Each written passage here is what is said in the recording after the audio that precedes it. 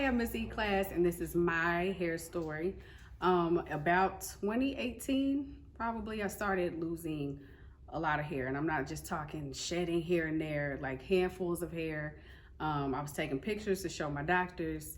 I was going to the doctor quite a bit. It was a lot of uncertainty at the time. They weren't sure if I possibly had MS or if I had lupus. They actually ruled out that it was not MS, but they never ruled out lupus. When I say I lived at the doctor's office, I lived at the doctor's office. I was going several times a week, every week. The hair was still coming out. In addition to the hair coming out, my body was just going through a lot of things, from recurrent infections to pain, to losing my ability to walk even. Eventually, I was diagnosed with fibromyalgia. A lot of people don't understand what all goes into fibromyalgia. Hair loss actually can happen with fibromyalgia, in addition to a lot of other symptoms. Over time, I came across my friend. I can't say I came across my friend, but my friend had product 6LS, and she was the first person that actually looked at my hair and said, "This looks like alopecia." The sides of my hair were pretty much gone.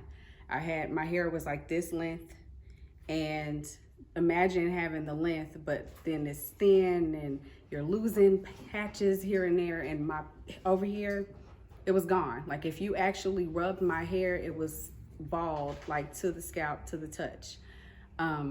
So she introduced me to that idea, possibly. And it wasn't until I went to the dermatologist that I actually was clinically diagnosed with alopecia. One thing to know, alopecia comes in many different forms. There are some women who, and men, who lose patches everywhere.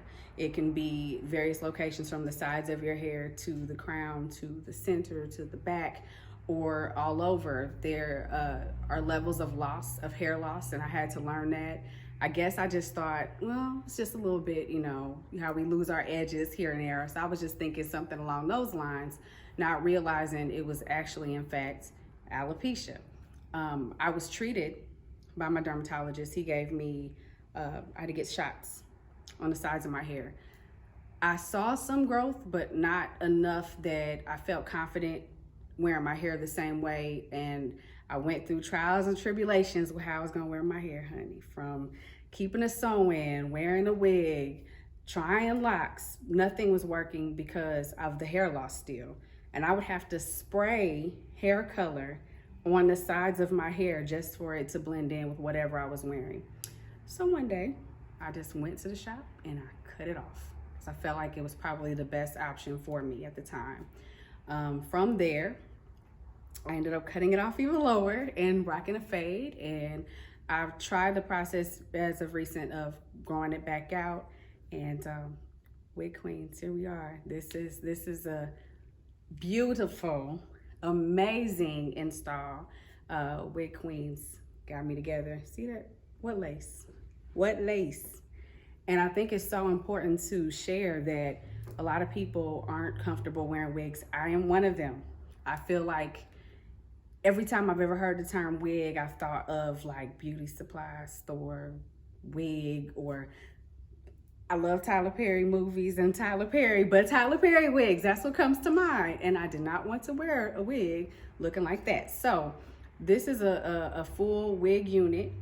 And one beautiful thing that Wig Queens does is they also not only help people with hair loss, all levels of hair loss at that, but you can also get wigs with insurance. It has to be prescribed, but a lot of people don't know that. This is a wonderful way to gain your confidence back. I definitely lost my confidence losing my hair. It does affect how you feel every day. You know what they say, when you look good, you feel good, and that is my hair story.